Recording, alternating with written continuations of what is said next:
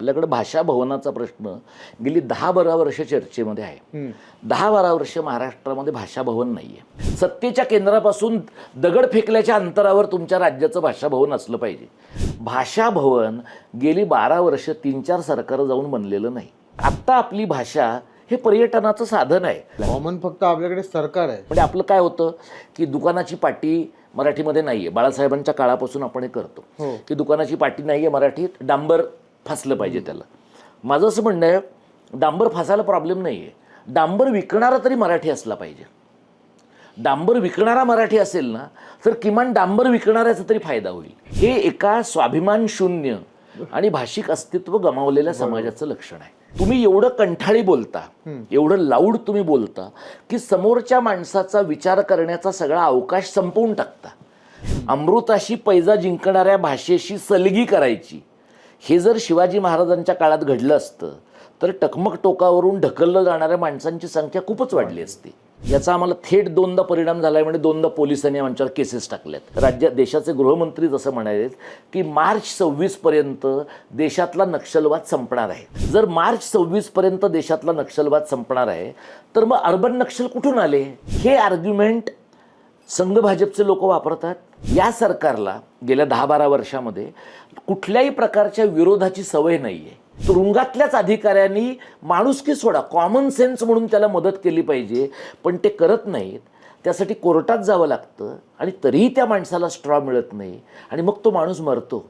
निवडणुका लढवून, निवडणुकांमध्ये धर्माचं नॅरेटिव्ह उभं करून, निवडणुका बहुमतानं जिंकून आतून संस्था पोखरणारे लोक कदाचित जास्त धोकादायक आहेत. आपल्या देशामध्ये सध्या बुलडोझिंग चालू आहे की हे हिंदीला विरोध करणारे लोक हे सगळे इंग्रजी धार्जिणे आहेत, जेव्हा त्यांची स्वतःचीच मुलगी इंग्रजी माध्यमात CBSE बोर्डाच्या शाळेमध्ये गेलेली आहे. पण भाषेच्या बाबतीमध्ये मी जवळपास पूर्ण स्वाभिमान गुंडाळून लोकांशी बोललेलो आहे. म्हणजे अदरवाईज काही माणसं मला, ज्यांच्याशी मला कदाचित नॉर्मल दीपक पवार म्हणून सौजन्यानं बोलणं शक्यच नाहीये, अशाही माणसांशी मी अपार सौजन्याने, यूट्यूबर्सनी हे आंदोलन उभं केलं. तुझ्यामुळे दोन्ही सेना एकत्र झाल्या. महाराष्ट्रात मी जन्माला आलो आणि जगतो आहे, हीच मला आनंदाची गोष्ट वाटते. आता कितीतरी लोक मला एक्सच्या खाली लिहितात की तू, म्हणजे एक्समध्ये लोक कसं लिहितात तुम्हाला माहिती आहे की तू अमुकचा कुत्रा आहेस, तू तमुकचा हे आहेस. कार्यकर्त्याला निराश होण्याचा अधिकार नाही आहे. कार्यकर्त्याला वैफल्यग्रस्त झालो तरी ते समाजात ट्रान्समिट करण्याचा अधिकार नाही आहे. नमस्कार मंडळी, मी म्हटल्याप्रमाणे दीपक पवार सरांना पुन्हा घेऊन आलो आहे. सर, मराठी भाषा दिन आपण साजरा करतो आणि एका मोठ्या माणसाचं, एका मोठ्या साहित्यिकाचं, कवीचं त्यानिमित्ताने स्मरण होतं, ज्याने मराठी भाषेत भरीव काम केलेलं आहे. तर मला असं वाटतं की असेच कवी किंवा असे साहित्यिक, असे इंजिनियर्स, असे बँकर्स, मोठी माणसं किंवा कुशल कारागीर, ती काय छोटी नाही, मोठी सगळ्यांनी तंत्रकुशल व्हावं, अर्थप्रवीण व्हावं, अशा पद्धतीचं मराठी समाज घडवण्याचं, मराठी भाषेसकट असलेलं जे काम आहे ते मराठी शाळेतच होतं. आणि मराठी शाळा हा पाया आहे. मी हे सगळे आपण मराठी शाळेतून पुढे आलो आहे. आता त्या बंद पडत आहेत, हे तर वास्तव आपण स्वीकारलं पाहिजे. आता त्या अगदी होत्याचं नव्हतं झालं रे काल होतं आणि आज ह्या लेवलला बंद पडत आहेत. म्हणजे घरातला माणूस निघून जावं असं. पालिकेच्या शाळा तर बंद पडल्या, खाजगी शाळांवर पण ती टाच आलेली आहे, असं सगळंच चाललेलं आहे. तर ह्या सगळ्या वातावरणात तुम्हाला मला विचारायचं की एक शाळा बंद पडणं म्हणजे समाजाचं कुठलं अंग कापलं जातं, काय नेमकं नुकसान? मी तुम्हाला मुंबईतल्या एका शाळेचं उदाहरण देतो आणि कोल्हापूरच्या जवळच्या शाहूवाडी गावातल्या एका शाळेचं उदाहरण देतो आणि परभणीतल्या. मुंबईमध्ये माहीमला आम्ही शाळेच्यासाठी गेले काही महिने भांडतो आहोत. ही जी माहीममधली शाळा आहे, new Mahim school, new Mahim संकुलातली, त्याच्यापासून जवळ मोरी रोडची शाळा आहे. ती महानगरपालिकेनं 4 वर्षापूर्वी पाडली रिडेव्हलपमेंटसाठी. आणि ती पाडल्यानंतर महानगरपालिका विसरून गेली की आपल्याला ती पुन्हा बांधायची आहे. ती आता आम्ही त्यांच्याकडे गेल्यानंतर त्यांच्या लक्षात आलं की अरे आता आपल्याला बांधायची होती. म्हणजे गगराणी रेकॉर्डवर असं म्हणालेत, आमच्याकडनं ती चूक झाली. म्हणजे तुम्ही मला सांगा की गगराणी त्यांचं प्रमोशन घ्यायला विसरले असते का? त्यांच्या आधीचे IAS अधिकारी पगार घ्यायला विसरले असते का? गरिबांच्या मुलांच्या शाळा चालवायला तुम्ही कसं विसरता? आता ह्यांनी ही शाळा पाडून टाकली, ती पुन्हा बांधली नाही. त्याच्याबरोबर गेल्या वर्षी ह्यांनी दुसरी शाळा ही धोकादायक ठरवली C1 कॅटेगरीतली, आणि त्या शाळेमधल्या मुलांना ह्या जूनपासून त्यांनी पाठवून दिलं. त्या शाळेमध्ये मराठी माध्यमाची मुलं आहेत, हिंदी माध्यमाची मुलं आहेत, आणि ती पाठवून दिली. आणि ती पाठवून दिल्यानंतर आता ती मुलं सायनला किंवा इतर ठिकाणी 3 ते 4 किलोमीटर त्या मुलांना चालत शाळेमध्ये जावं लागतं. मराठी माध्यमाच्या शाळेमध्ये साधारणपणे 60 मुलं होती, ती आता 7 ते 8 मुलं राहिलेली आहेत. बाकीची सगळी मुलं ही काही गावाला निघून गेली, काहींनी जायचं बंद केलं. आणि ज्या मुलांना आम्ही भेटलो, म्हणजे आम्ही उर्दू माध्यमाच्या मुलांना भेटलो, हिंदी माध्यमाच्या मुलांना भेटलो, म्हणजे आम्हाला गगराणीने ते पण विचारलं, म्हणजे महापालिकेच्या आयुक्तांनी, की तुम्ही मराठीचं काम करता, तुम्ही कशाला ह्या शाळांच्याबद्दल विचार करता. आम्ही त्यांना म्हटलं आम्ही मराठीचं काम करतो, पण त्याही भाषांमधली मुलं गरिबांचीच आहेत, त्यामुळे त्या शाळा बंद पडाव्यात असं आमचं म्हणणं नाही. ही शाळा यांनी 1 वर्षापूर्वी धोकादायक ठरवून बंद पाडली.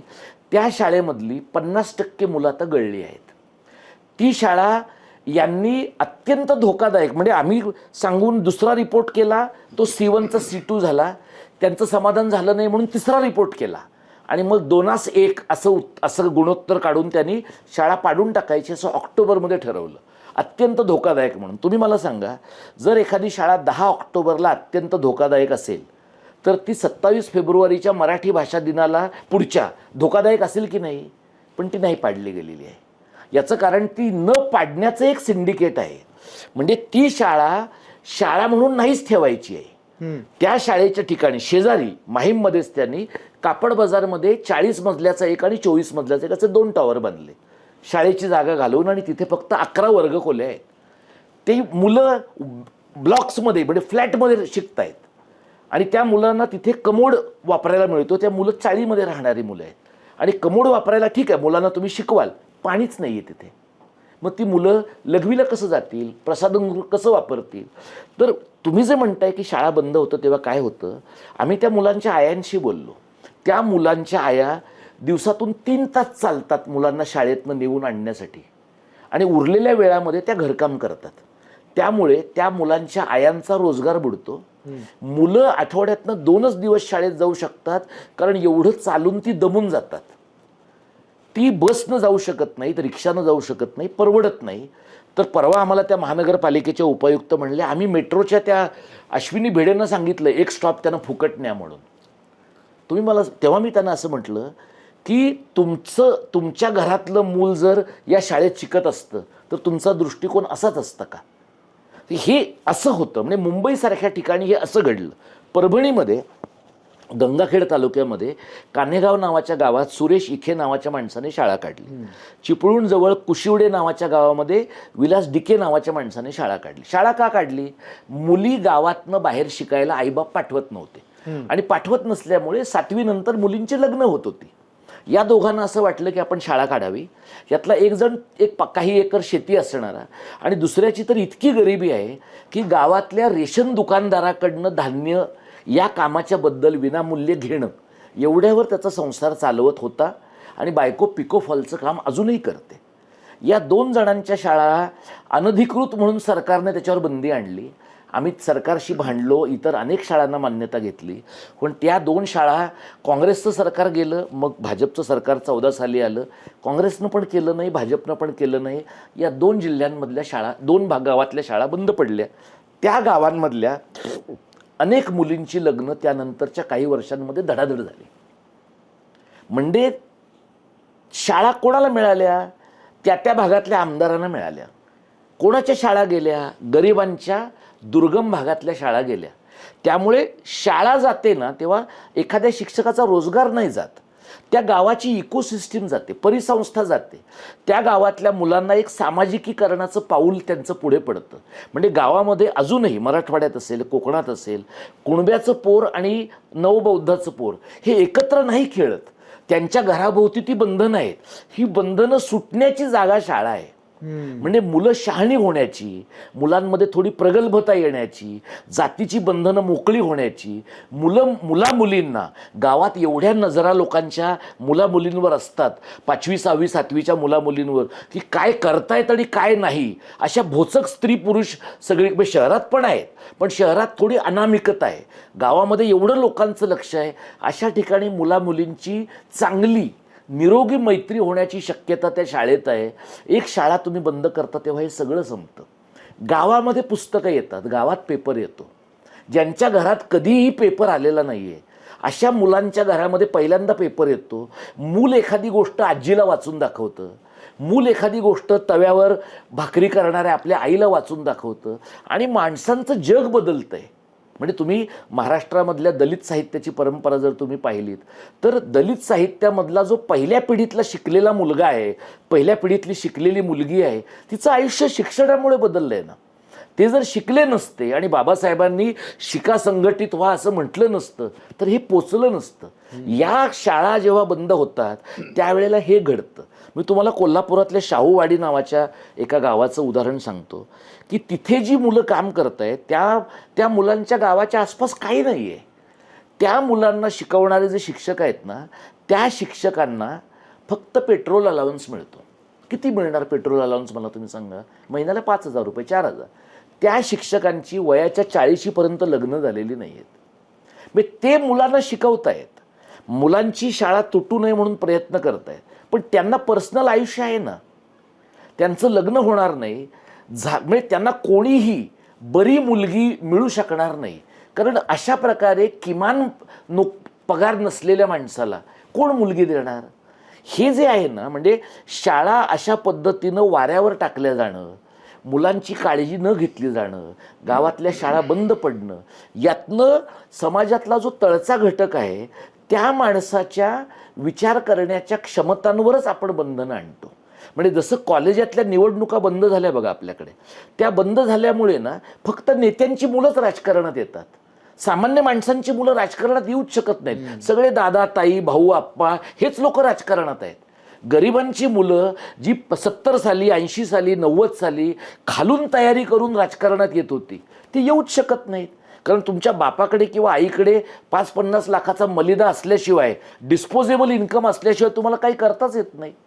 त्यामुळे हे जे घडतंय ना की शाळा नाही, शाळा तुमची बंद पडली की कॉलेज सुरूच होत नाही.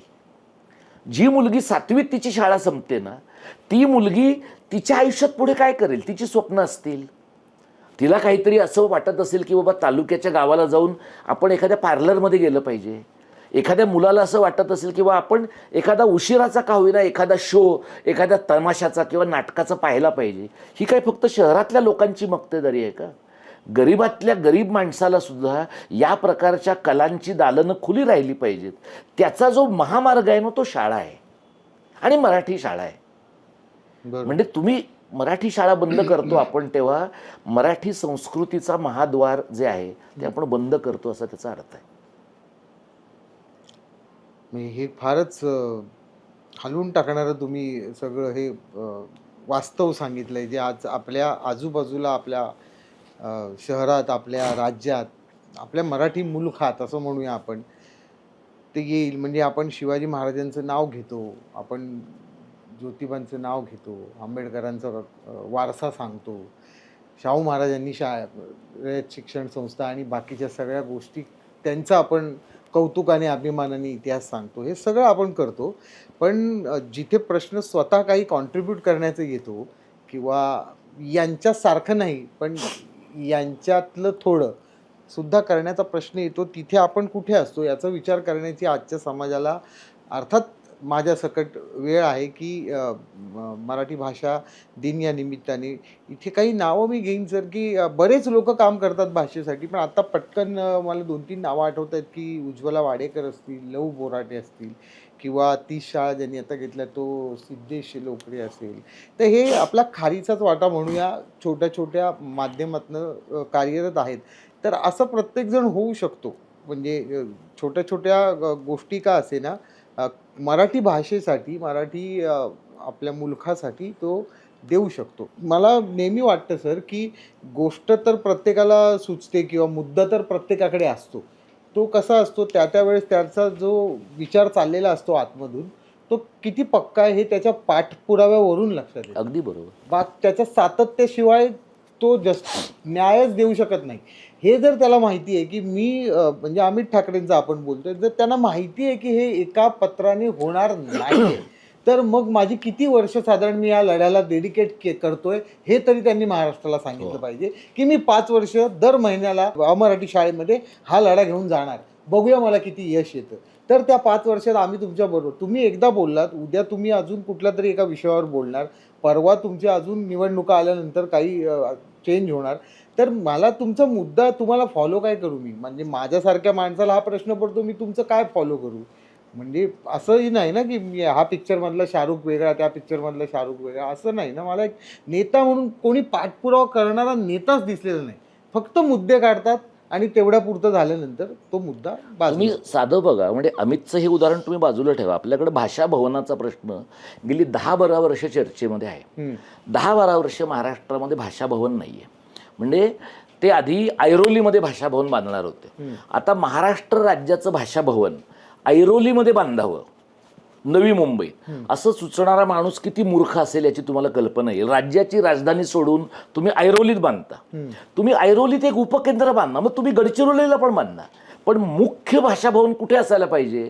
खरं तर ते जिथं मंत्रालय आहे तिथंच असायला पाहिजे. सत्तेचं केंद्र कुठे आहे? सत्तेच्या केंद्रापासून दगड फेकल्याच्या अंतरावर तुमच्या राज्याचं भाषा भवन असलं पाहिजे, पण तसं झालं नाही. बँड्राला उत्तर भारतीय भवन आहे. तेच मी तुम्हाला सांगतो, उत्तर भारतीय भवन आहे, गुजराती भवन आहे, सिंधी भवन आहे, हे शासनातर्फे, हे सगळं सरकारने पुरवलेलं आहे. आता तुम्ही मला सांगा, हे इथे ह्या मीरा भाईंदरमध्ये उत्तर भारतीय भवन होत आहे, आणि इथेच आपल्या राज्याचा एक मंत्री असं म्हणला की या मीरा भाईंदर परिसरामध्ये मी आलो की माझ्या तोंडातनं आपसूक हिंदीच बोलली जाते. म्हणजे हे जे लाच कोळून प्यायलेले लोक आहेत ना, तुमच्या तोंडातनं हिंदी निघतं, 25 वर्ष इथं राहिलेल्याच्या तोंडातनं मराठी का निघत नाही? कारण तुम्ही स्वत्व गमावलेले लोक आहात. तर हे हा जो प्रॉब्लेम आहे ना, तुम्हाला मी भाषा भवनाचं जे म्हटलं की 10-12 वर्ष झाली भाषा भवनाचा आराखडा तयार झाला. तिथे चर्नी रोडचं बालभवन जिथे आहे त्या बालभवनाच्या शेजारी ते व्हायचं आहे. मग सरकार बदलली, त्यांनी आराखडे बदलले, तिथे त्यांनी कोणी हॉस्टेल बांधायचं ठरवलं, आणखी काही करायचं ठरवलं. भाषा भवन गेली 12 वर्ष 3-4 सरकारं जाऊन बनलेलं नाही. ते भाषा भवन बांधण्यासाठी महाराष्ट्राचं इतकं सगळं काम करणाऱ्या राजकीय पक्षांमध्ये एवढी पण व्हिजन नसावी का? म्हणजे आत्ता आपल्याकडे हे लोक दरवर्षी एक विश्व मराठी संमेलन घेतात बघा. म्हणजे म्हणजे आपलं साहित्य संमेलन हे सुद्धा थोतांड आहे, पण विश्व मराठी संमेलन हे तर अगदी मोठं जागतिक दर्जाचं थोतांड आहे. हे जे विश्व मराठी संमेलन आहे तर 3रं-4थं मला वाटतं आहे. तर युरोप आणि अमेरिकेतनं भारतात ख्रिसमसच्या सुट्टीत येणाऱ्या लोकांना, मराठी लोकांना महाराष्ट्र सरकार दर माणशी 85,000 रुपये देतं. अच्छा, म्हणजे महाराष्ट्र सरकार देतं हा त्यांचा निर्लज्जपणा आहे. युरोप आणि अमेरिकेतले इथे येणारे लोक घेतात हा त्यांचा निर्लज्जपणा आहे. ते इथं येतात, 3 दिवसाचं ते संमेलन होतं, आणि त्या संमेलनामधून काय करतात ते, तर काहीतरी एक सांस्कृतिक ॲक्टिव्हिटी केल्यासारखं दाखवतात, आणि त्यातून त्यांना म्हणायचं काय आहे की मराठीला जागतिक दर्जावर आम्ही पोचवतो आहोत. प्रश्न असा आहे की अमेरिकेत मराठी लोक राहत असतील, जपानमध्ये राहत असतील, मलेशियात राहत असतील, कुठेही राहत असतील, मराठीची मूळ जगण्याची भूमी काय आहे? महाराष्ट्र आहे. जर महाराष्ट्रामध्ये मराठी राहिली नाही तर उद्या वेस्ट इंडिज बेटावर 4 लोक मराठी बोलली, त्याने काय फरक पडतो? मॉरिशसमध्ये 10-20 लोक मराठी बोलली, म्हणजे बोलतात की मॉरिशसमध्ये इथनं गेलेले लोक मराठी बोलतात. त्यानंतर इथून इस्रायलला गेलेले जे बेने इस्रायली लोक आहेत ते पण मराठीतनं त्यांचं नियतकालिक चालवत होते. प्रश्न असा आहे की तेवढ्यावर तुमचं भागतंय का? तर आपल्याला विश्व मराठी संमेलनासारखं थोतांड करावं असं वाटतं. भाषा भवनासारखी इमारत आपल्याकडनं बांधून होत नाही. आणखी मी तुम्हाला गमतीची गोष्ट सांगतो, जपानमध्ये अभिजात मराठीचं केंद्र स्थापन करण्यासाठी महाराष्ट्र सरकारनं आपले 3 अधिकारी जपानला 8 दिवसाच्या दौऱ्यावर पाठवले. त्याचा GR आहे, तो इंग्रजीमधला GR आहे. आता जपानला जायचं तर किमान जपानीमधला तरी GR केला पाहिजे. महाराष्ट्रातला आहे तर मराठीत तरी केला पाहिजे, पण तो इंग्रजीत आहे, आणि त्या 3ही लोकांचा संपूर्ण खर्च महाराष्ट्र सरकारनं केला आहे. तुम्ही मला सांगा, जपानमध्ये जाऊन लोक स्वतःच्या भाषेबद्दल एवढे आग्रही आहेत आणि आपल्यासारखे आपल्या भाषेबद्दल अनाग्रही असलेले लोक जगाच्या पाठीवर शोधून सापडणार नाही. आपला आणि त्यांचा काय मेळ बसणार, काय करणार आहोत. जपानमध्ये जाऊन टोकियोमध्ये समजा आपण मराठी भाषेचं केंद्र काढलं तर तुम्हाला असं वाटतंय का की जपानी माणूस महाराष्ट्रात उद्योग मिळावा म्हणून मराठी बोलणार आहे? आपले लोक त्यांचा उद्योग मिळावा म्हणून जपानी शिकण्याची शक्यता आहे. ज्या लोकांचं भाषाप्रेम इतकं दुबळं कचकड्याचं आहे त्या लोकांना पर्यटनाच्या पलीकडे दुसरं काही सुचत नाही. त्यामुळे आत्ता आपली भाषा हे पर्यटनाचं साधन आहे. गेल्या वर्षभरामध्ये तुम्ही बघा, महाराष्ट्रातल्या प्रत्येक जिल्ह्याला, जवळपास प्रत्येक तालुक्याला महाराष्ट्र सरकारने 2 ते 5 लाखापर्यंतच्या देणग्या दिलेल्या आहेत आणि तिथं संमेलनांचा उरूस करायचा आहे, म्हणजे नुसते इव्हेंट करायचे आहेत. महत्त्वाचं काय आहे तर तुम्हाला एखादी भाषा वाढवायची असेल तर साहित्य हे त्याच्या व्यवहार क्षेत्रांपैकी एक आहे. शिक्षण हे एक आहे, प्रशासन आहे, न्यायव्यवहार आहे, तंत्रज्ञान आहे. विविध व्यवहार क्षेत्रांमध्ये भाषा जेव्हा रुजते, वाढते, विकसित होते, ती विकसित झाली की टिकते. म्हणजे साधं बघा, आपल्याकडे आता लोक खूप वेळा म्हणतात तुम्ही मोबाईल का म्हणता, तुम्ही भ्रमणध्वनी म्हटलं पाहिजे, चलभाष म्हटलं पाहिजे. समजा असं धरूया की आपण हे म्हणू, हे शब्द वापरू नयेत असं माझं म्हणणं नाही आहे. प्रश्न असा आहे की मोबाईलचा शोध कोणी लावला आहे? ज्यांनी लावला आहे त्यांच्या जगामध्ये मोबाईलचा वापर ते ज्या पद्धतीनं करतायत, आपण तो शब्द फक्त आपल्या दृष्टीनं बदलून एक पारिभाषिक शब्द नवा देऊ शकू, पण आपल्याकडं तंत्रज्ञान नवं निर्माण झालं का? इंटरनेटला आपण आंतरजाल म्हणतो, वापरायला काय हरकत नाही त्याच्यामुळे. किंवा कीबोर्डला आपण कळपाट म्हणतात लोक, कळफलक म्हणतात, शब्द वापरायला काहीच हरकत नाही. प्रश्न असा आहे की आपण तंत्रज्ञानाचे लाभार्थी समाज आहोत, आपण तंत्रज्ञानाचा निर्माता समाज नाही आहोत. तंत्रज्ञानाचा निर्माता समाज होण्यासाठी आपल्या भाषेमध्ये तंत्रज्ञान निर्माण करण्याची जी गुंतवणूक करावी लागते ती गुंतवणूक आपण करत नाही. आपली एवढी माणसं सिलिकॉन व्हॅलीत आहेत, आपली एवढी माणसं तंत्रज्ञानात पुढे आहेत. आपल्या माणसांनी साधा महाराष्ट्रामध्ये एक कॉमन कीबोर्ड आणण्यासाठी नाही प्रयत्न केले, ते सगळे प्रयत्न महाराष्ट्रातल्याच लोकांना करावे लागले. इथे MKCL असेल किंवा आणखी सिडॅक असेल, या महाराष्ट्रातल्या संस्थांना हे सगळे प्रयत्न करावे लागले. कॉमन फक्त आपल्याकडे सरकार आहे, सगळ्यांचे सगळे घेऊन कॉमन सरकार आपण केले, तेवढं केलेलं आहे. एवढं मोठं काम आहे सर. म्हणजे ते केलंय आणि ते किमान 2 वर्ष आपण टिकवतो. म्हणजे 5 वर्ष जरी नाही टिकवता आलं तरी 2 टिकवतो आपण अगदी. पण हे मला असं वाटतं ना की ह्यातली गंभीर बाब अशी आहे की एखाद्या भाषेच्या बाबतीमध्ये टोकदार अस्मिता आणि स्थायी अस्मिता याचं काय नेमकं गणित आपण घालायचं याचा मराठी लोकांना नीट अर्थ नाही कळलेला. म्हणजे आपलं काय होतं की दुकानाची पाटी मराठीमध्ये नाही आहे. बाळासाहेबांच्या काळापासून आपण हे करतो की दुकानाची पाटी नाही आहे मराठीत, डांबर फासलं पाहिजे त्याला. माझं असं म्हणणं आहे डांबर फासायला प्रॉब्लेम नाही आहे, डांबर विकणारा तरी मराठी असला पाहिजे. डांबर विकणारा मराठी असेल ना तर किमान डांबर विकणाऱ्याचा तरी फायदा होईल. आणि तुम्ही दुकानाची पाटी मराठीत आहे ह्याच्यावर तुम्ही किती वर्ष बोलणार? दुकानाच्या आतला माणूस मराठी आहे की नाही, गल्ल्यावरचा माणूस मराठी आहे की नाही हे बघणार की नाही. आणि दुसरं तुम्ही पहा की अमुक अमुक जेंट्स टेलर्स याच्यामध्ये त्या माणसाचं नाव सोडलं तर जेंट्स आणि टेलर्स हे फक्त देवनागरीत लिहिलंय म्हणूनच आपल्याला मराठी वाटतं. म्हणजे आत्ता आपल्याला ज्या मराठी पाट्या वाटतात त्यातल्या बहुतांश पाट्या ह्या देवनागरीमधल्या आहेत. देवनागरीमधल्या पाट्या आणि त्या देवनागरीमधल्या असल्यामुळे हिंदी भाषिकांना पण कळतात, त्या मराठी पाट्या नाही आहेत. म्हणजे आपला संघर्ष 65 सालापासूनचा मराठी पाट्यांचा आता किमान देवनागरी पाट्या तरी लिहा, छोट्या तरी लिहा, कोपऱ्यात तरी लिहा, थोड्या वेळात तरी लिहा, अशा प्रकारच्या पद्धतीनं आपण तडजोडीच्या वातावरणात आहोत. बरोबर. हे एका स्वाभिमान शून्य आणि भाषिक अस्तित्व गमावलेल्या समाजाचं लक्षण आहे. तुम्ही आता जपान आणि हा जो उल्लेख झाला ना, 3 माणसं तिकडे ती भाषा वाढवण्यासाठी मराठी भाषिक लोक पाठवले गेले, तर मला तर ते दृश्य दिसलं की एअरपोर्टवर त्यांना रिसीव्ह करायला जपानी शिष्टमंडळ आलंय आणि त्यांनी त्यांना वाकून हे म्हणले आम्ही मोडेन पण वाकणार नाही.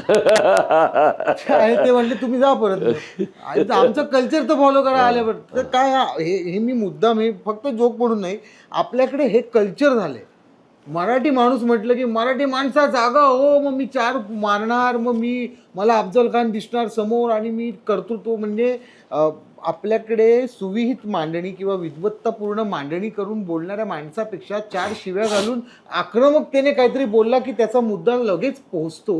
याचं काय मानसिक, ही कुठची गुलाम मानसिकता आहे आपली? प्रत्येक समुदायामध्ये ना एक झुंडीची मानसिकता असते, मराठी समाजामध्ये पण आहे. आणि आपले तुम्ही शिवव्याख्याते बघा, आपल्या राज्यामधले बरेचसे शिवव्याख्याते तुम्ही बघितलेत ना, तर ते इथून बोलतात.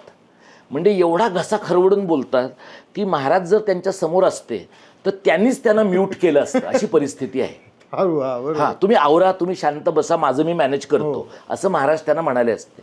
प्रॉब्लेम काय आहे की इथून तुम्ही बोलता तेव्हा तुम्ही इथं पोचत नाही आणि इथंही पोचत नाही. म्हणजे मेंदूचा तुमचा आकलनाचा संबंध नाही आणि तुम्ही एवढं कंठाळी बोलता, एवढं लाऊड तुम्ही बोलता की समोरच्या माणसाचा विचार करण्याचा सगळा अवकाश संपवून टाकता. समोरच्या माणसाचा विचार करण्याचा अवकाश संपला ना की माणसं फक्त टाळ्या वाजवतात. तुम्ही बाबासाहेब पुरंदर यांना ऐकलं असेल, मी पण ऐकलेलं आहे. म्हणजे मी कॉलेजात असताना त्यांची व्याख्यानं नरेपारच्या मैदानात सलग 6 दिवस जाऊन ऐकली. त्यानंतर मी शेजवलकर वाचले, त्याच्यानंतर इतर काही बरी मंडळी वाचली, पारसनीस वाचले, इतर लोक वाचले. आणि मग मला असं कळलं की अरे शाहिरी वक्ता वेगळा, विचारी वक्ता वेगळा. आणि अफजल खानाचा कोथळा काढला, पुत्र ह्याला झाला, पुत्र त्याला झाला, हे म्हणणं जे आहे ना, हे एक 4 दिवस तुमच्या मनात रमतं. पण तुम्ही एकदा रणजित देसाईंचं श्रीमान योगी वाचायला घेतलं, त्याची प्रस्तावना नरहर कुरुंदकरांनी लिहिलेली वाचली, कुरुंदकरांचा शिवाजी तुम्ही वाचलात किंवा नंतर पानसरेंचा शिवाजी वाचला की मग आपल्याला लक्षात येतं की अरे शिवाजी हा वेगळाच माणूस आहे, आपल्याला त्याचं दैवतीकरण करण्याची गरजच नाही आहे. पण मराठी समाजाचा प्रॉब्लेम असा झाला आहे की आपल्याला आदर्श वाटणाऱ्या माणसाकडे माणूस म्हणून बघण्याची आपल्याला सोयच नाही राहिलेली, सवयच नाही राहिलेली. आणि त्यामुळे एक काळ असा होता की राजवाड्यांसारखा माणूस शिवाजी असं म्हणाला असं म्हणायचं. शेजवलकरांनी तसं लिहिलेलं आहे.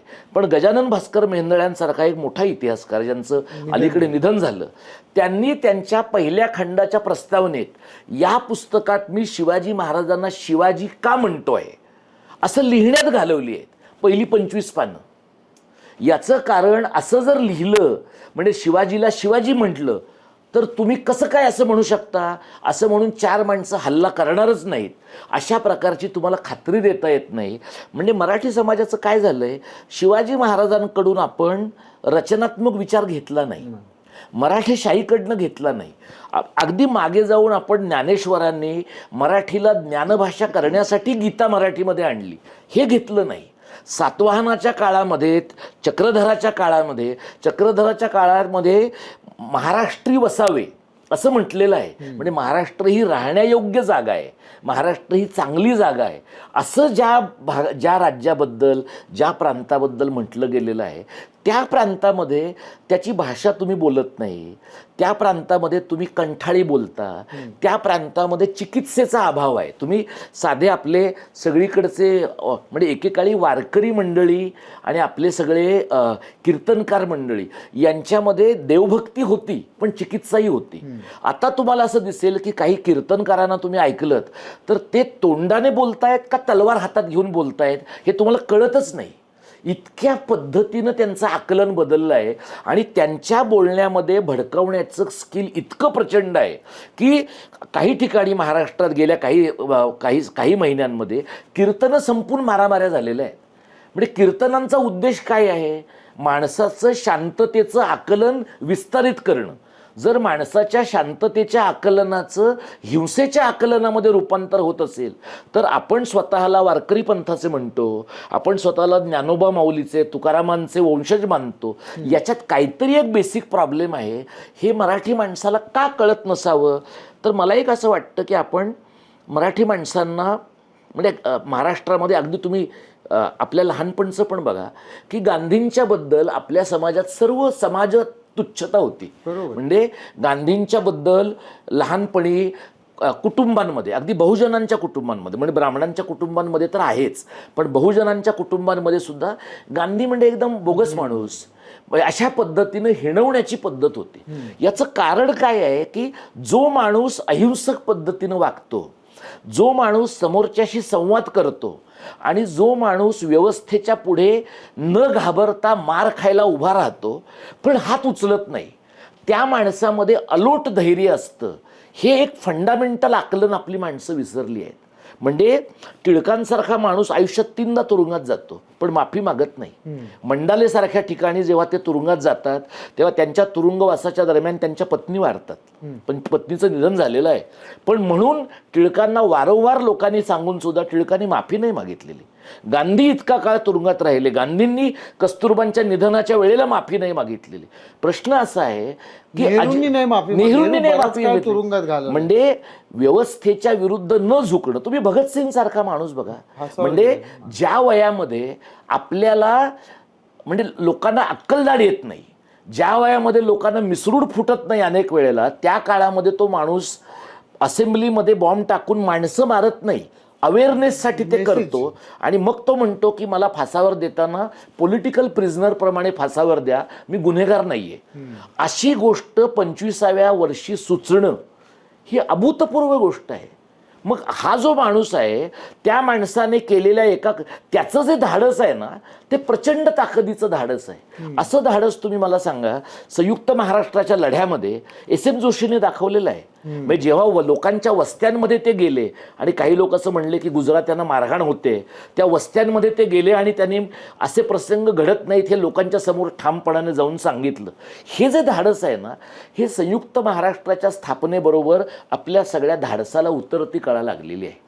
आणि त्यामुळे आपण काय लोक तयार केलेत बघा, आपण कल्टमधले गुंड तयार केलेले आहेत. ते कसे आहेत, मी तुला बघून घेईन, मी तुला ठोकून काढीन, मी तुला सोडणार नाही. पण म्हणजे मी तुला सोडणार नाही म्हणजे मी एकटा सोडणार नाही असं नाहीये, माझी गँग तुला सोडणार नाही. एकटा मी एवढा टरका माणूस आहे की एकटा मी काही करणार नाही, पण मी जे काही करणार आहे ते सगळं माझ्या टोळीने करेन. अशा प्रकारच्या टोळींचं एकत्रीकरण असा आत्ताचा महाराष्ट्र आहे. आणि त्याच्यामुळे आपली भाषा सुद्धा तशी आहे बघा. आपली भाषा संवादी नाहीये, आपली भाषा बोलायची नाहीये, आपली भाषा इतकी टोकदार, बोचरी आणि माणसांना हिणवणारी, माणसांना व्यथित करणारी अशा प्रकारची भाषा आहे. मग एकीकडे काय म्हणायचं, अमृताशी पैजा जिंकणारी भाषा आहे. पण म्हणजे अमृताशी पैजा जिंकणारी भाषा आपण जेव्हा म्हणतो तेव्हा अमृताचं अस्तित्व मान्य करतो ना आपण. ते अमृत सुद्धा फुका आहे असं म्हणणारे पण संत आहेत आपल्यामध्ये. पण म्हणजे एकीकडे अमृताशी पैजा जिंकणारी भाषा म्हणायचं आणि दुसरीकडे तुमच्या तोंडातनं फक्त विष ओकायचं. म्हणजे विष ओकणाऱ्या लोकांनी अमृताशी पैजा जिंकणाऱ्या भाषेशी सलगी करायची. हे जर शिवाजी महाराजांच्या काळात घडलं असतं तर टकमक टोकावरून ढकललं जाणाऱ्या माणसांची संख्या खूपच वाढली असती. पण सुदैवाने आपण आता लोकशाहीत आहोत, जमिनीवर राहतो, गडावर राहत नाही. त्यामुळे वरून ढकलून देण्यायोग्य असलेले खूप लोक जमिनीवर राहत असल्यामुळे बचावलेले आहेत. बरोबर. कित्येक लोक तर आपापल्या स्वतंत्र बेटावर राहतात, त्यांची स्वतंत्र बेटं आहेत आणि त्यांना असं वाटतं की हे बेट आपलं ककून आहे, आपला कोश आहे तो, आणि त्या कोशामध्ये इतरांना प्रवेश नाहीये. आणि मग तो जातीचा कोश आहे, तो वर्गाचा कोश आहे, ज्याला आपण आता इंग्रजीमध्ये गेटेड कम्युनिटी म्हणतो बघा. त्या गेटेड कम्युनिटीजमध्ये तुम्हाला असं दिसेल, म्हणजे हे भाषेच्या अंगाने पण महत्त्वाचं आहे, संस्कृतीच्या अंगाने पण महत्त्वाचं आहे. लहान मुलं खेळतात ना, त्या मुलांमध्ये इंग्रजी माध्यमातून शिकणारी मुलं आणि मराठी माध्यमातून शिकणारी मुलं वेगळी खेळतात. ही वेगळी अस्पृश्यताच आहे अर्थातच. आणि ही वर्ण केंद्रीय अस्पृश्यता आहे आणि तिची अभिव्यक्तीचं माध्यम भाषेचं आहे. हे आपल्या शहरात घडतंय, आपल्या राज्यात घडतंय, हे आपल्या मराठी आडनावाच्या राज्यकर्त्यांच्या देखरेखीखाली घडतंय. पण हे त्यांना जर जाणवत नसेल तर आयदर ते या व्यवस्थेचे भागीदार आहेत, लाभार्थी आहेत, किंवा दुर्लक्ष करण्यामुळे आपलं काहीच नुकसान होणार नाही याची त्यांना पूर्ण खात्री आहे. बरोबर. म्हणजे आपण जो विषय बोलतोय की आक्रमकपणे बोलणारा माणूस लोकप्रिय होण्याची शक्यता जास्त असते. आता म्हणजे बाकीचे जे लोक वैचारिक मांडणी किंवा किमान आता ती योग्य, बरोबर, चांगली, वाईट हा मुद्दा नाही, पण निदान ते हिंसेची भाषा बोलत नाहीत, ते कुठले तरी विचार देऊ पाहत आहेत तुम्हाला. त्यांची तुम्ही गणना अर्बन नक्सलाईट म्हणून करता की बाबा हे वेगळीच माणसं आहेत, हे सरकार विरोधी हे देश विरोधी बोलतात. मला कळत नाही कुठला तरी विचार मांडणं हा नक्षलवादाचा प्रकार कसा असेल, किंवा हा चळवळ करणं, एखादी उभी करणं हा देशद्रोहाचा प्रकार कसा असेल. म्हणजे तुम्हाला याचा कधी पर्सनल आयुष्यात सामना करावा लागला का? हे काय बोलता तुम्ही पवार, हे तर सगळं अविरोधी झालं. हे बघा, आता याचा आम्हाला थेट दोनदा परिणाम झाला आहे. म्हणजे दोनदा पोलिसांनी आमच्यावर केसेस टाकल्यात. म्हणजे आम्ही 26 मला वाटतं 29 जूनला आम्ही 2 शासन निर्णयांची प्रतिकात्मक होळी केली. ती जेव्हा केली त्यावेळेला मी त्याचा आयोजक होतो. पण ती होळी करणाऱ्या माणसांमध्ये पहिली व्यक्ती उद्धव ठाकरे होते, दुसरी व्यक्ती नितीन सरदेसाई, हर्षवर्धन सपकाळ होते.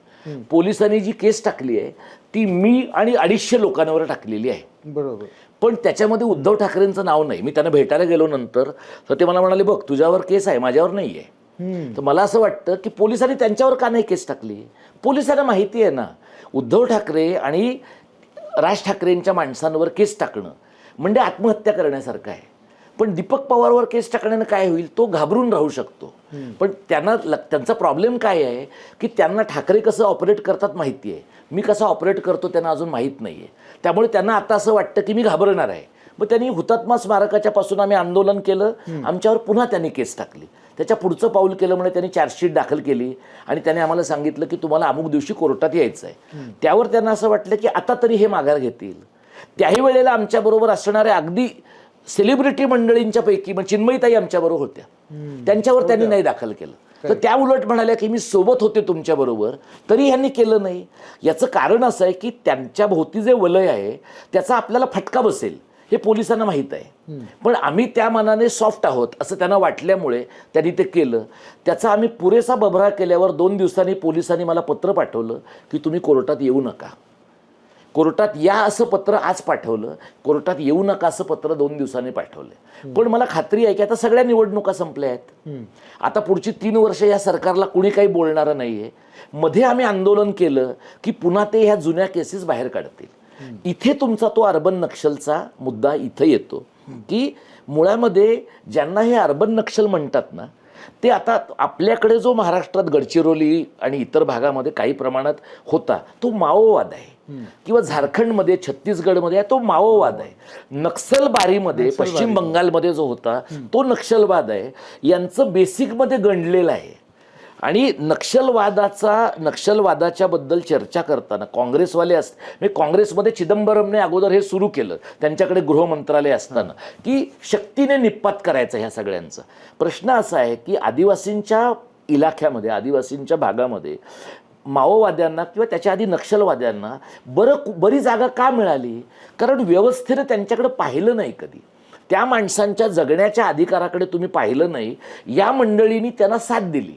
आता त्यांच्या डोक्यामध्ये एक नवीन व्यवस्था तयार करायचं होतं, एक प्रकारची समांतर राज्य व्यवस्था करायची होती. त्यांच्या डोक्यात माओच्या क्रांतीचं काही असेल, नक्षलबारीचं काही असेल, हे सगळं समजून घेण्यासारखं आहे. प्रश्न असा आहे की एकीकडे तुम्ही असं म्हणता आणि देशाचे गृहमंत्री जसं म्हणाले की मार्च 26 पर्यंत देशातला नक्षलवाद संपणार आहे, म्हणजे पुढच्या महिन्यात संपणार आहे. जर मार्च 26 पर्यंत देशातला नक्षलवाद संपणार आहे तर मग अर्बन नक्षल कुठून आले. तर त्यांचं आर्ग्युमेंट असं आहे की नक्षलवाद्यांना आता गावात, खेड्यात, दुर्गम भागामध्ये स्पेस नसल्यामुळे ते शहरांमध्ये कुठे येत आहेत, तर शहरांमधल्या दलितांमध्ये शिरलेत पहिल्यांदा, मग शहरांमधल्या मध्यमवर्गीयांमध्ये शिरलेत. आता हे जे आहे ना, हे आर्ग्युमेंट संघ भाजपचे लोक वापरतात, त्यांच्या आयडिओलॉजीचे सगळे लोक वापरतात, राज्यातल्या आपल्या बहुमत सध्याचं असलेल्या सरकारच्या मंडळींनी वापरलेलं आहे. आता माझं असं ह्याच्याबद्दलचं म्हणणं आहे, जनसुरक्षा विधेयकावर जेव्हा या बाबतीमध्ये चर्चा झाली आपल्याकडे, जनसुरक्षा विधेयकामध्ये सुद्धा असा विचार करण्यात आला की मांडण्यात आलेला आहे की अर्बन नक्षल्यांचा बंदोबस्त करण्यासाठी ते बिल आहे. आणि महाराष्ट्रातले सगळे जे राजकीय पक्ष आहेत विरोधामधले, या लोकांनी अर्बन नक्षल यांचा प्रतिबंध करणाऱ्या बिलावर मोठ्या प्रमाणात विरोध करायला पाहिजे तो केला नाही. त्यावेळेला डाव्या पक्षाचे अजित नवले त्या सभेमध्ये होते आणि ते असं म्हणाले की आज हे लोक सत्तेत आहेत, हे वाईट वागत आहेत, उद्या तुम्ही सत्तेत आल्यानंतर तुम्ही वाईट वागणार नाही याच कायद्याचा वापर करून ह्याची काय खात्री आहे. त्यामुळे आत्ता कसं आहे माहीत आहे, या सरकारला गेल्या 10-12 वर्षामध्ये कुठल्याही प्रकारच्या विरोधाची सवय नाही आहे. म्हणजे अगदी आत्ता 24च्या निवडणुकीमध्ये सुद्धा त्यांची मूळ घोषणा 400 पार अशी होती आणि 400 पारच्या घोषणेच्या बरोबरीनेच त्याच्यातले काही लोक असं म्हणाले, आम्हाला का 400 जागा पाहिजेत, 2/3 बहुमत आम्हाला मिळालं की घटनेत आम्हाला आवश्यक ते बदल करता येणार आहेत. आणि ह्यांचे जे सो कॉल्ड फ्रिंज एलिमेंट आहेत, परिघावरचे लोक आहेत, खरे ते परिघावरचे नाहीत, ते गाभ्याचे लोक आहेत. त्यांचं म्हणणं काय आहे की या सगळ्या लोकांना घटना कशा पद्धतीनं बदलायची आहे. आपल्याला असं वाटतं 1996 मध्ये 99 मध्ये लोकांना असं वाटत राहिलं की घटना बदलण्यासाठी ना आपली इलेक्टोरल व्यवस्था मोडली पाहिजे. आपण लक्षात काय घेतलं नाही की निवडणुका आहेत तशाच चालू ठेवायच्या, न्यायालय आहेत तशीच चालू ठेवायची, निवडणूक आयोग आहे तसाच चालू ठेवायचा, फक्त आतून पोखरून टाकायचा. अशा प्रकारे संपूर्णतः आतून पोखरलेली इलेक्टेड ऑटोक्रेसी आणणं अशक्य नाही आहे, याचा अंदाज आपल्याला 2014ला आला नव्हता. आता त्या सिस्टीममध्ये ना या सगळ्यांना माझ्यासारखे विरोध करणारे जे लोक आहेत त्या लोकांना काय वाटतं की हे आम्हाला ते अजून अर्बन नक्षल म्हणाले नाही आहेत, पण अर्बन नक्षल म्हणाले नाहीत तरी आमची काय सोय लावायची याचं त्यांच्या डोक्यात ठरत नाही आहे. म्हणजे आम्ही शिवसेनेत नाही आहोत, आम्ही मनसेत नाही आहोत, पण आम्ही मराठीवादी आहोत. आम्ही CPI CPM CPI ML मध्ये नाही आहोत, पण आम्ही कामगारांच्या बाजूचे आहोत. आम्ही शेतकरी संघटनेमध्ये नाही आहोत, पण आम्ही शेतकऱ्यांच्या बाजूचे आहोत. आम्ही आदिवासी समाजातले नाही आहोत, पण आदिवासींच्या विरोधात जाणाऱ्या शक्तिपीठाच्या विरोधात आहोत. आम्ही पालघरच्या मासेमारी करणाऱ्या समाजापैकी नाही आहोत, पण मुरबे, वाढवण, 3री 4थी मुंबई ह्याचे प्रॉब्लेम कळणारे आहोत. अशा प्रकारच्या माणसांची सोय काय लावायची हे यांना कळत नाही आहे. त्यामुळे महाराष्ट्र धर्मासाठी काम करणारे जे लोक आहेत ना ते यांच्या लेखी नवे अर्बन नक्षल आहेत. कारण डाव्यांना नक्षल ठरवणं खूप सोपं आहे, शिवसेनेच्या लोकांना नक्षल ठरवणं सोपं नाही, कारण शिवसेनेच्या माणसांना हात लावला तर 4 लोक रस्त्यावर येतील. काँग्रेसचे लोक दलित गात्र झालेत. त्यामुळे डाव्यांना नक्षलवादी ठरवणं सोपं आहे. म्हणजे तुम्ही कोरेगाव भीमाचं जरी प्रकरण पाहिलं तरी त्या प्रकरणामध्ये सुद्धा की इतक्या लोकांना ठरवून अडकवलं गेलेलं आहे की त्यामुळे तुम्ही विरोध कराल तर त्या माणसांना जगताच येणार नाही. म्हणजे एखादा तुरुंगातला माणूस त्याचा हात थरथरतो आहे, म्हातारा माणूस आहे, त्या माणसाला फक्त पाणी पिण्यासाठी स्ट्रॉ पाहिजे. त्यासाठी तुरुंगातल्याच अधिकाऱ्यांनी माणुसकी सोडा, कॉमन सेन्स म्हणून त्याला मदत केली पाहिजे, पण ते करत नाहीत. त्यासाठी कोर्टात जावं लागतं आणि तरीही त्या माणसाला स्ट्रॉ मिळत नाही आणि मग तो माणूस मरतो. म्हणजे माणुसकी नावाची गोष्ट जेव्हा पूर्ण लोप पावते एखाद्या समाजामधली, तेव्हा या प्रकारचं नॅरेटिव्ह तयार होतं. आणि मी तुम्हाला सांगतो, आपल्या देशामध्ये जो एक मध्यम वर्ग आहे ज्याच्या बुडाला लवकर आग लागत नाही, त्यांना बरेचदा काय वाटत आलं की हे ते जंगलात राहतात ना ते सगळे, आणि आपण सिनेमे पण तसे बघतो. म्हणजे आपल्यातल्या अनेक लोकांना कळत नाही की वीरप्पन हा नक्सलाईट नाही आहे, वीरप्पन हा तस्कर आहे. हां, तो जरी 4-2 लोकांचं भलं करत असला तरी तो काही आयडिओलॉजिकली मोटिवेटेड नाही आहे. कारण त्याची मुलगी वीरप्पनच्या मृत्यूनंतर असं म्हणते की पंतप्रधानांमध्ये मला माझे वडील दिसतात. त्यामुळे हा जो लोचा आहे आपल्याकडच्या लोकांचा तो काय आहे आपल्या इकडे की लोकांना वाटतं की ते जे जंगलात राहतात ना लोक ते काय मागास आहेत, ते ही सिस्टीम मोडून टाकणार आहेत. आपल्या लोकांच्या लक्षात आलेलं नाही की निवडणुका लढू नका असं म्हणणारेच लोक सिस्टीम मोडतात असं नाही आहे. निवडणुका लढवून, निवडणुकांमध्ये धर्माचं नॅरेटिव्ह उभं करून, निवडणुका बहुमतानं जिंकून आतून संस्था पोखरणारे लोक कदाचित जास्त धोकादायक आहेत. आणि त्या धोकादायक मंडळींना, ते जे धोकादायक लोक आहेत ते तुम्ही जर पाहिलंत ना तर ते मुसोलिनी, हिटलरपासून किम जॉंग पासून आपल्या यंत्रणेपर्यंत ह्याच्यात सांधा आहे. तो सांधा काय आहे, ज्याला इंग्रजीमध्ये इंटरनल आणि एक्सटर्नल कन्फर्मिटी असं म्हणतात. एक्सटर्नल कन्फर्मिटी म्हणजे काय, तुम्ही माझ्याकडे आता पाहताय आणि मी तुम्हाला म्हणणार की तुम्ही माझ्या डोळ्यात डोळे घालून बघितलं पाहिजे तरच तुम्ही माझं ऐकताय असं मी म्हणेन. पण तुम्ही ते बघत असताना सुद्धा जर मी तुम्हाला म्हणलं की तुम्ही डोळ्यात डोळे घालून बघताय पण आतमध्ये मात्र तुमच्या मनात भारीच राग दिसतोय मला, तर हे अत्यंत सब्जेक्टिव्ह आहे. पण माझ्या डोक्यात पक्का आहे की ह्यांचा बंदोबस्त करायचा आहे. ही जी इंटरनल कन्फर्मिटी आहे ना, या इंटरनल कन्फर्मिटीसाठी आपल्या देशामध्ये सध्या बुलडोझिंग चालू आहे. हे बुलडोझिंग काय आहे? तुम्ही आमच्यासारखा विचार करा, म्हणजे तुम्ही पक्षात असाल तर आमच्यासारखा विचार करा किंवा तुरुंगात जा किंवा आमच्या पक्षात या.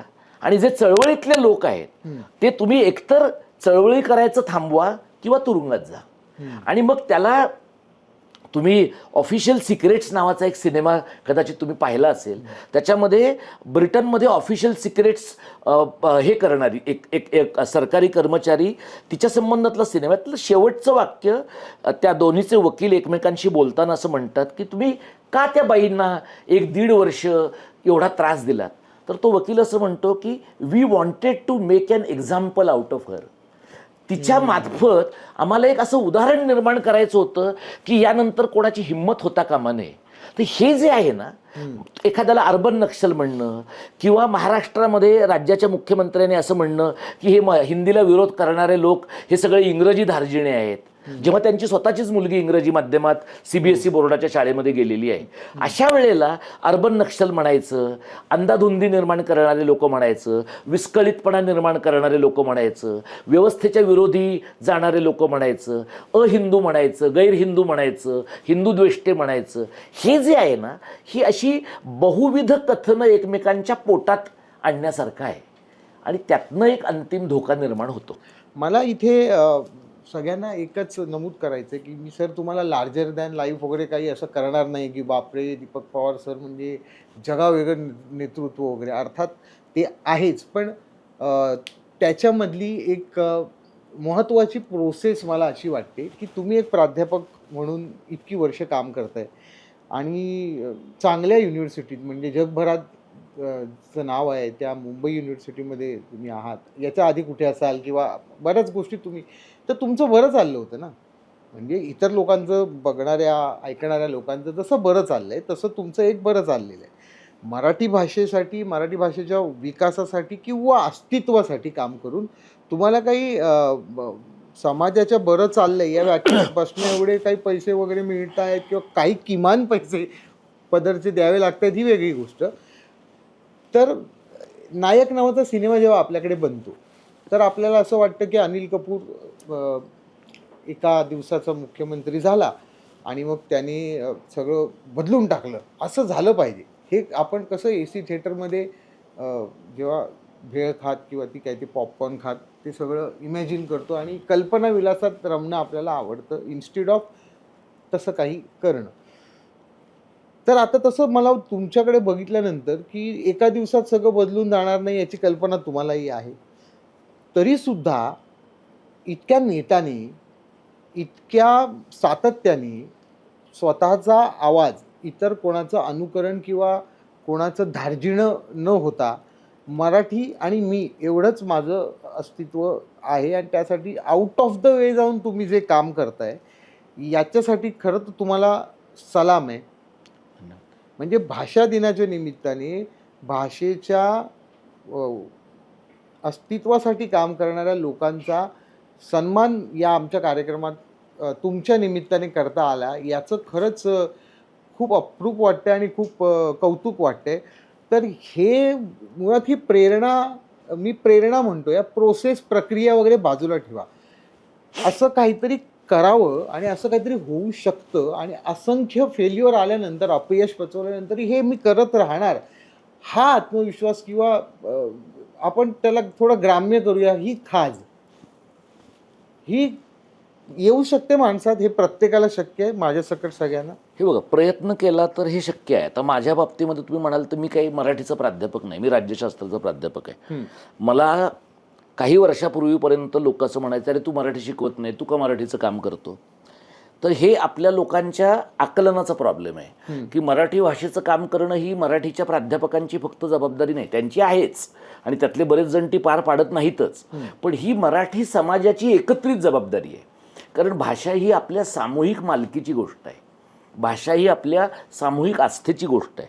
मी योगायोगाने आलो ह्या चळवळीमध्ये. पण असं काही हे करायचं आहे असं काही नव्हतं. 2002 साली रामकृष्ण मोरे शिक्षण मंत्री असताना त्यांनी मराठीला माहिती तंत्रज्ञानाचा पर्याय दिला. त्याला विरोध करणाऱ्या लोकांमध्ये मी सामील झालो. मग एक टप्पा असा माझ्या लक्षात आला की सामील झालेले बरेचसे लोक गायब झाले आणि मीच राहिलो. म्हणजे ते तुम्ही त्याचा चार्ली चॅपलिनचा सिनेमा आहे बघा, त्याच्यामध्ये तो त्या ह्याच्यात मॅनहोलमध्ये पडतो आणि तो तिथून जेव्हा वर येतो तेव्हा एक डाव्यांचा मोर्चा चाललेला आहे, त्या मोर्चामध्ये तो सहभागी होतो. असं अचानक मी त्याच्यात सहभागी झालो. त्याच्यात असणारी सगळी सेलिब्रिटी आणि इतर मंडळी गायब झाली आणि मग मला असं वाटलं की अरे आपल्याला हे करावंसं वाटतंय. मग मी, प्रकाश परब, वीणा सानेकर, आम्ही काही मंडळींनी हे सगळं काम चालू ठेवलं. आता आम्ही जेव्हा हे काम चालू ठेवलं तेव्हा आमच्या एक डोक्यात असं होतं की जे प्रस्थापित मराठीवादी काम आहे याच्यापेक्षा आपण वेगळं करतो आहोत. पण आम्हाला हेही माहीत होतं की प्रस्थापित मराठीवादी कामाच्या पेक्षा वेगळं काही मराठी समाजाला हवंय का नकोय हे आम्हाला माहीत नव्हतं. किंबहुना मराठी समाजाचा प्रतिसाद पाहता ते नकोच आहे याची आम्हाला अनेक वर्ष खात्री पटत गेली. म्हणजे कार्यक्रमाला येणाऱ्या लोकांची संख्या, लोकांचं पाठबळ आणि तुम्ही मगाशी म्हणलात तसं त्याच्यासाठी उभा राहणारा पैसा. म्हणजे मी मराठी अभ्यास केंद्राला पैसे मिळवण्यासाठी इतक्या लोकांकडे गेलो आहे. म्हणजे माझ्या वैयक्तिक आयुष्यात कधीही मी कोणाला 1 रुपयासुद्धा स्वतःसाठी मागितलेला नाही. पण भाषेच्या बाबतीमध्ये मी जवळपास पूर्ण स्वाभिमान गुंडाळून लोकांशी बोललेलो आहे. म्हणजे अदरवाईज काही माणसं मला, ज्यांच्याशी मला कदाचित नॉर्मल दीपक पवार म्हणून सौजन्यानं बोलणं शक्यच नाही आहे, अशाही माणसांशी मी अपार सौजन्याने बोललो आहे. आणि ही मला असं वाटतं की कार्यकर्ता आणि संघटकाची प्रायमरी जबाबदारी आहे. म्हणजे मी जर संघटक आहे तर मला माझे वैयक्तिक काही पूर्वग्रह हे असे आणून चालत नाहीत. तर हे काम आम्ही आता 15-20 वर्ष केलं आणि आम्हाला एका टप्प्याला असं वाटलं की या समाजाला धार्मिक राजकारणाची एवढी बाधा झाली आहे की भाषिक राजकारणाचं आपण काही करू शकू की नाही. पण गेल्या वर्षभरामध्ये आम्हाला या सगळ्यात कूस बदललेली दिसली. म्हणजे गेल्या वर्षभरामध्ये आम्हाला असं दिसतं की मराठी समाजाच्या आतली खदखद प्रचंड मोठ्या प्रमाणात बाहेर आली. आणि जी प्रस्थापित माध्यम आहेत आपली, वर्तमानपत्र, वृत्तवाहिन्या, या सगळ्यांना आम्ही जेव्हा बोलायचो, त्यांच्याकडे आम्ही जायचो, त्यावेळेला त्यांचं असं म्हणणं असायचं तुमच्या कामात ग्लॅमर नाही यार. हा शब्द एका संपादकाने माझ्यासमोर तर मी त्यांना असं म्हटलं की म्हणजे ग्लॅमरसाठी आम्ही काय केलं पाहिजे? कोणाचं तरी थोबाड फोडलं पाहिजे, कोणाचं तरी ऑफिस फोडलं पाहिजे तरच ग्लॅमर येईल का? तर याच्यावर त्यांच्याकडे काही उत्तर नव्हतं.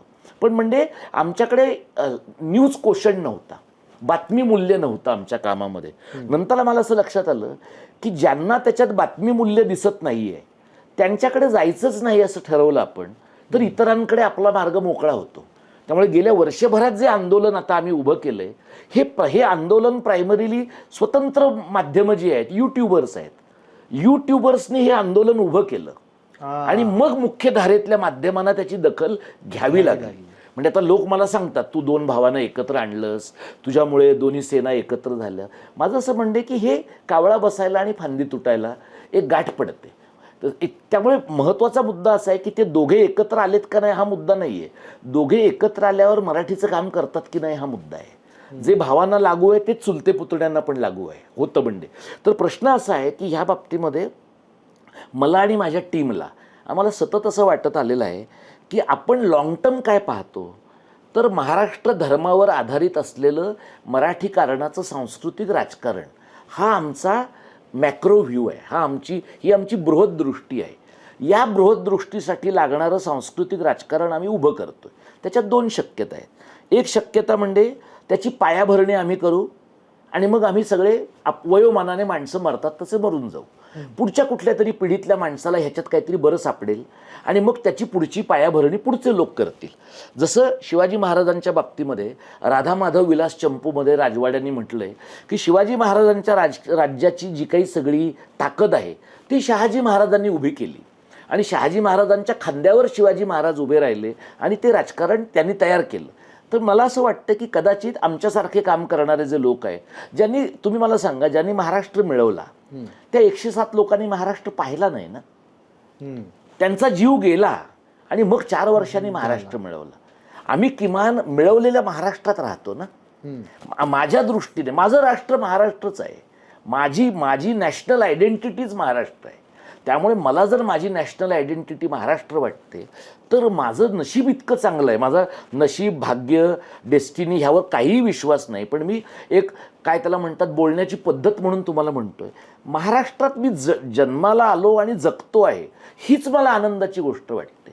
मग माझी नैतिक जबाबदारी काय आहे, तर पायाचा दगड म्हणून किमान इथनं आपला मार्ग मोकळा करताना माझ्या नंतरच्या माणसांना 1% तरी बरा महाराष्ट्र कार्यकर्ता म्हणून देता येणं शक्य आहे का, ही माझी प्राथमिक जबाबदारी आहे. आणि हे फक्त माझं म्हणणं नाही, आम्ही जी कोर टीम आहे मराठी अभ्यास केंद्राची, त्याच्यात आम्हाला सगळ्यांना असं वाटतं की मराठी माणसांचं राजकारण नवं उभं राहील, आपल्या हयातीत उभं राहिलं तर त्याच्यात आनंदासारखी गोष्ट नाही, पण होईलच असं नाही, कारण 14 कोटी लोकांचं राज्य आहे. या राज्यामध्ये आता तुम्ही माणसांमध्ये झिरपता, नवा विचार पाझरतो. आता मी जेव्हा महाराष्ट्रातल्या जिल्ह्यांमध्ये पोचतो तेव्हा लोकांना स्थलांतराचे प्रश्न कळतात, तेव्हा लोकांना आपण भाषा सोडली तर काय प्रॉब्लेम होतो हे कळतं. आणि मला असं जाणवतं की आधी असं व्हायचं की नेहमीचे यशस्वी चेहरे आम्हाला भेटायचे, आता मी महाराष्ट्रात फिरतो, लोकांना भेटतो, तेव्हा पूर्ण अनोळखी माणसं मला भेटतात. आणि मला असं जाणवतं की आत्ता अशी दुखरी नस महाराष्ट्राची दाबली गेली आहे की जिथे महाराष्ट्राला कळतंय की आता जर लक्ष घातलं नाही तर भाषेचं नुकसान होईल असं नाही, महाराष्ट्राचंच त्रिभाजन होण्याचा धोका आहे. आणि महाराष्ट्र धर्मापुढचं ते सगळ्यात मोठं आव्हान आहे. तर मला असं वाटतं की काय पद्धतीनं हे पुढे मी पाहतो, तर मला असं वाटतं कार्यकर्ता म्हणून आपल्याला निराश व्हावं लागतं, वैफल्य येतं, पण ते तुम्हाला पचवायला लागतं. म्हणजे तुम्ही बघितलं तर गांधी किंवा इतरांच्यासारख्या मोठ्या माणसांकडे आपण जर पाहिलं तर आपण कल्पनाही करू शकणार नाही अशा प्रकारची वैफल्य त्यांनी पचवलेली आहेत. आपल्यासारख्या किरकोळ माणसाला, कार्यकर्त्याला, माझ्यासारख्या, मला एवढंच जमू शकतं की मी वैचारिक स्पष्टता राखीन आणि कोणत्याही प्रकारची बौद्धिक आणि इंटेग्रिटीची तडजोड करणार नाही, हे मला क्लिअर आहे. म्हणजे मला कितीतरी लोक 2002 मध्ये म्हणले तू शिवसेनेचा आहेस, 6 नंतर म्हणले तू मनसेचा आहेस, आता कितीतरी लोक मला एक्सच्या खाली लिहितात की तू, म्हणजे एक्समध्ये लोक कसं लिहितात तुम्हाला माहिती आहे की तू अमुकचा कुत्रा आहेस, तू तमुकचा हे आहेस. मला त्याने फरक पडत नाही, मला माहीत आहे ना मी काय आहे ते. म्हणजे अशा प्रकारच्या बॉट्सच्या प्रतिसादावर मी माझी स्वतःची किंमत नाही ठरवत, पण मला एवढं कळतं की आत्ता जर नीट घाव घातला तर महाराष्ट्राला आकार देण्याची क्षमता असलेले लोक अवतीभोवती आहेत. तर या दिशेनं मला असं वाटतं की काम आम्ही करतोच आहोत. तुम्ही म्हणलात तसं ही खाजच आहे. त्यामुळे उद्या समजा मला वाटलं की हे सोडून द्यावं तर मराठी लोकांवर रागवून सोडून देण्याचा मला काही अधिकार नाही आहे. आपला समाज कसा आहे ते मला 2002 मध्ये पण माहिती होतं, 26 मध्ये पण माहिती आहे, तरीसुद्धा मी हौसेनं हे करत राहिलो.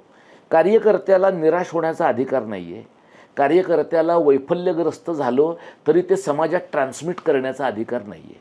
आपण ते एकमेकांमध्ये बोलून सॉर्ट आऊट केलं पाहिजे. आणि कार्यकर्त्याने संघटनात्मक कामाची बरी बाजू, विधायक बाजू लोकांच्या पुढे नेली पाहिजे. कारण समाजात विष आहे तशी बरी बाजू पण आहे. त्यामुळे समाजाची ही बरी बाजू नेण्यासाठी मला बरी माणसं पण मिळाली. म्हणजे ज्या प्रकारची मेंटॉरशिप अनेक लोकांकडनं, डॉक्टर प्रकाश परबांसारखा माणूस असेल, पानसे सरांच्यासारखा माणूस असेल, अशी माणसं मिळणं, आत्ता माझ्याबरोबर काम करणारे आनंद भंडारेसारखे लोक असतील, साधना गोरेसारखे लोक असतील, अशी चिन्मयी सुबितांच्यासारखी एक सेलिब्रिटी जी स्वतःचं पूर्ण सेलिब्रिटी पण विसरते आणि सामान्य माणसासारखं वावरते, अशी माणसं असतील, मला ही फार फार मोठी गोष्ट वाटते.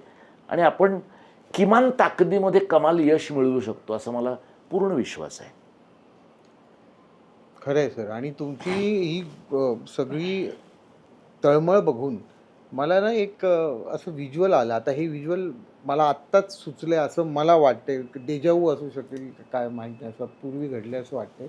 एक पूल आहे आणि त्या पुलावरून लोक पर्यटक ये जा करतायत आणि तिथे असं लिहिलं आहे बाजूला की गाईड, दिशादर्शक, आणि ती चौकी आहे.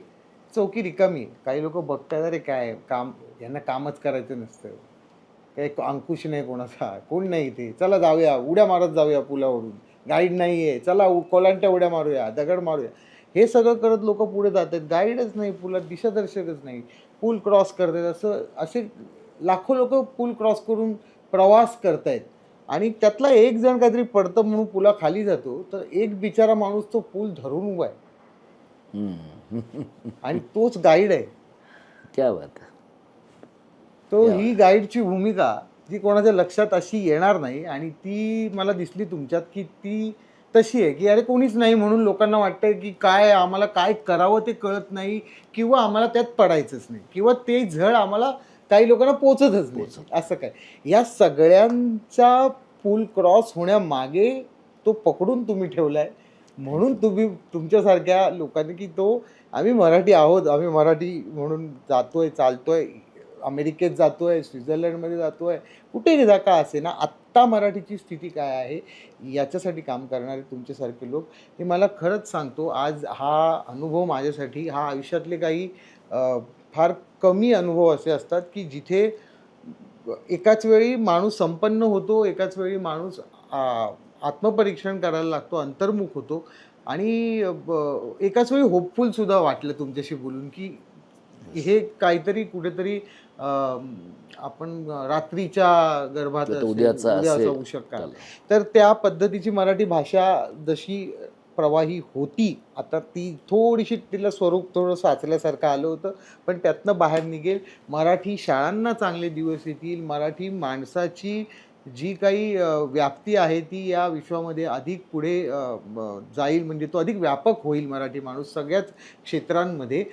अर्थात हे काम डायरेक्टली दीपक सर करणार नाहीत. पुन्हा एकदा ते पूल पकडून उभे आहेत. तुम्ही प्रवास तुमचा करायचा आहे पण ती मराठी भाषेचा पूल आहे तो तुम्ही पकडलेला आहे आणि तुम्ही इथे आलात. मराठी भाषा दिन हा जो एक सोहळा आहे आणि तो खरंच मराठीला अभिमान वाटावा असा दिवस आहे.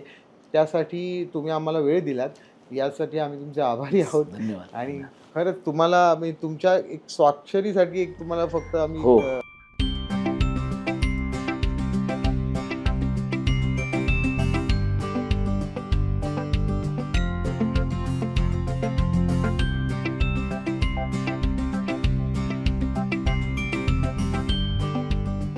Thank you sir. हा ऐवज मी जपून ठेवीन आणि तुमचं काम असंच यशस्वी हो आणि मलाही कधी खालीचा वाटा त्यात उचलायला मिळाला आणि मी आता स्वतःहून येणार आहे. असं नेहमी आपण औपचारिकपणे बोलतो मला बोलवा हा काय गरज नाही आहे मी येईन. मला जेव्हा मी त्या याला येणार होतो दीपक राजे मला फार बरं वाटलं आणि प्रेक्षक तुम्हाला सांगतो हा जो भाग आहे तो एकाच वेळी आपण एक वैचारिक प्रबोधन वगैरे असे शब्द न वापरता एका मोठ्या भावाने आज माझ्याकडे जे पास ऑन केलं आहे ते इथून पुढे मराठी भाषेसाठी आपण सगळ्यांनीच आपल्या आचारात विचारात ते बाणवायचं आहे आणि मजा आली आहे मला तुमच्याशी बोलून आणि अशाच छान छान मजेसोबत आपण भेटत राहणार आहोत. तुम्ही पाहत राहा संहिता क्रिएशन्सचं पॉडकास्ट. मजा आली पाहिजे. Thank you sir. थँक्यू.